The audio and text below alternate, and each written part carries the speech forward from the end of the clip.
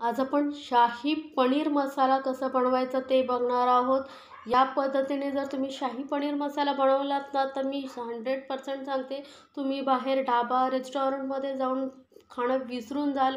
एवढं जबरदस्त शाही पनीर मसाला घरी बनवू शकता आणि खरंच खूप टेस्टी लागतं हे शाही पनीर मसाला। एकदम रिच टेस्ट आपण कशी आणायची आहे ते आपण पाहणार आहोत आणि स्टेप बाय स्टेप मी तुम्हाला अगदी व्यवस्थित समजावून सांगणार आहे कसं बनवायचं आहे। तर आधी आपण घेणार आहोत टोमॅटो। एकदम मस्त असे लाल टोमॅटो घेतलेले आहेत बघा, त्यामुळे ग्रेव्हीला छान कलर येतो। तर इथे 5 टोमॅटो घेतले, 4 कांदे घेतलेले आहेत, काजू घेतलेले आहे इथे 10 काजू आणि त्यानंतर आपण यामध्ये घालणार आहोत 2 चमचे भरून हे मेलन सीड्स, खरबुजाचे बिया येतात ना त्या। आता याला आपल्याला भिजत ठेवायचं आहे। तर यामध्ये मी एकदम मस्त कडकडीत असं गरम पाणी घालून अर्धा तास आपण भिजत ठेवणार आहोत। गरम पाणी घातल्यामुळे लगेच भिजल्या जातात। जर तुम्हाला टाईम नसेल तर आधी भिजत घालून ठेवलं तरी चालेल। आता कांदा आणि टोमॅटोची आपण पेस्ट करून घेऊया। हे बघा, कांदा टोमॅटोची मस्त एकदम जेवढी बारीक पातळ एकदम बारीक जेवढी पेस्ट करता येईल ना तेवढे करायची आहे। आणि त्यानंतर इथे मी घेतलेले आहे दही अर्धा कप आणि हे काजू आणि मेलन सीड भिजल्याची पेस्ट बनवून घेऊया आपण। आता काजू आणि मेलन सीडची ही पेस्ट तयार झालेली आहे। तर आता आपण यामध्ये खडे मसाले घालणार आहोत। तर ते खडे मसाले कुठले ते बघूया। तर इथे मी घेतलेले 1 चमचा जिरं, काही काळी मिरी 10 लवंग, काळी वेलची, दालचिनीचा तुकडा घेतलेला आहे, हिरवी वेलची घ्यायची 2 आणि हा तेजपत्ता घेतलेला आणि एक छोटासा तेजपत्ता घेतलेला आहे। असे ह्या मोठ्या तेजपत्त्याचे आपण 2 तुकडे करून घेऊया, म्हणजे आपल्याला ग्रेव्ही परतताना प्रॉब्लेम येणार नाही।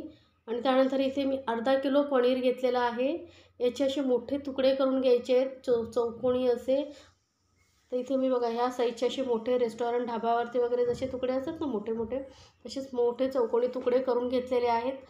तर पॅन घेतलेला आहे, पॅनमध्ये आपण तेल 2 चमचे मी गरम करत ठेवलेलं आहे। मस्त तेल गरम करून घ्यायचं आहे। तेल गरम झाल्यानंतरच यामध्ये आपण खडे मसाले घालायचे आहेत।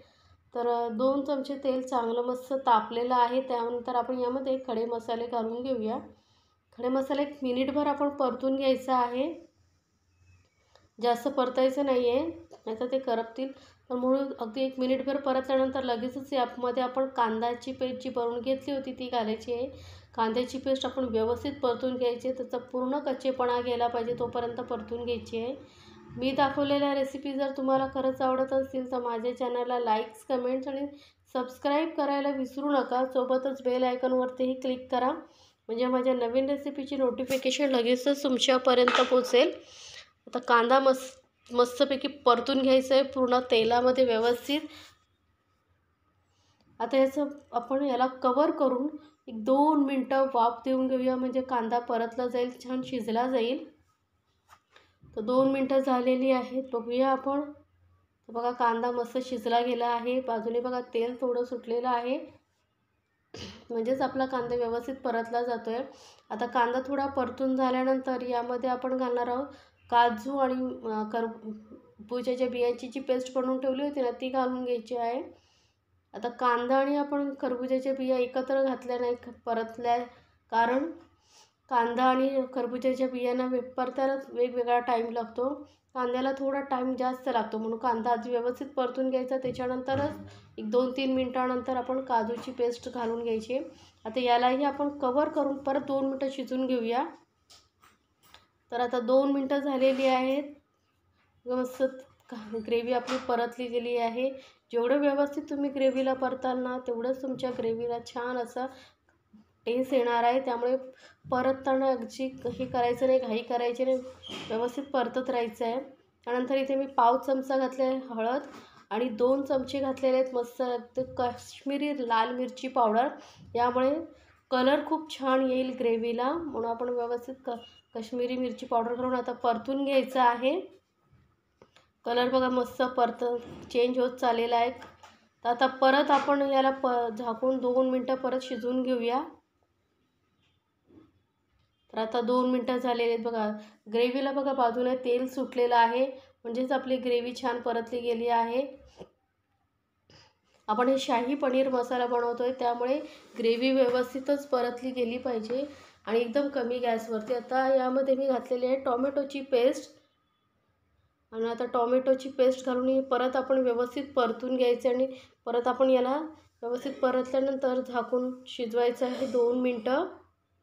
तर याला मी परत आता झाकण ठेवून कवर करून आपण 2 मिनटं परत शिजवून घेऊया.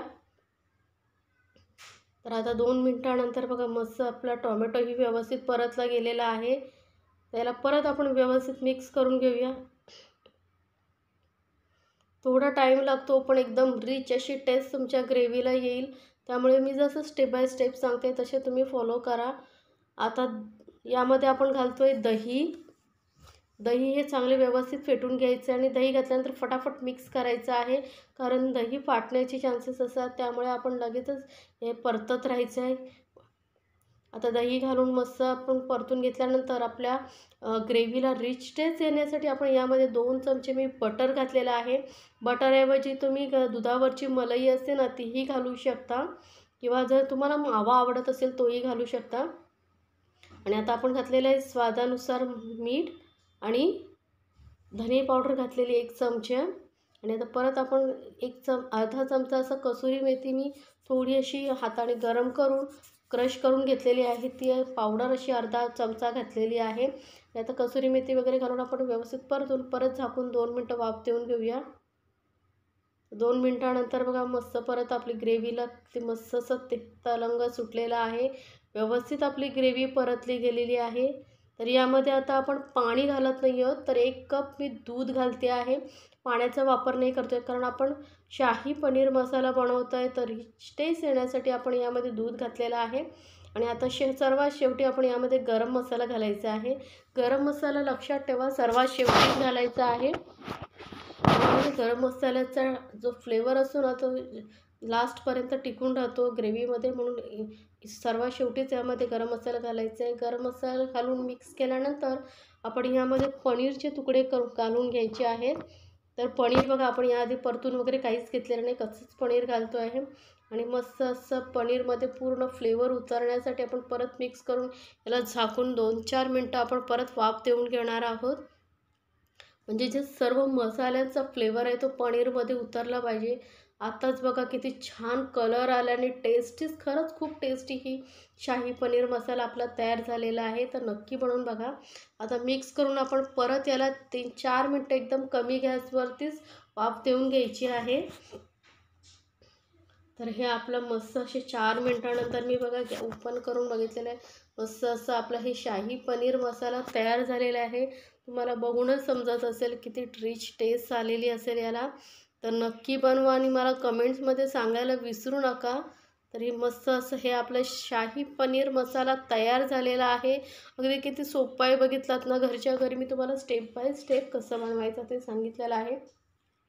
तुम्ही याच पद्धतीने करून बघा. वरून थोडीशी मी कोथिंबीर घातलेली आहे आणि आपलं हे शाही पनीर मसाला सर्व करण्यासाठी तयार झालेलं आहे. गरमागरम नान बरोबर किंवा पराठ्याबरोबर तुम्ही खाऊ शकता. एकदम जबरदस्त टेस्टी असं हे शाही पनीर मसाला बनवा आणि मला कमेंट्समध्ये नक्की सांगा.